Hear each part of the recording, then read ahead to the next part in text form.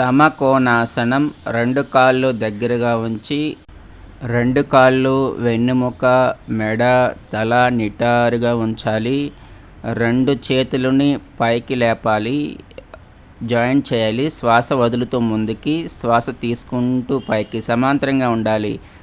2 exhale forward, inhale rise, 3 exhale, inhale, 4 exhale, inhale, 5 exhale, inhale, 6 exhale, inhale, 7 inhale, exhale, 8 exhale, inhale, 9 exhale, inhale, 10 exhale, inhale, holding.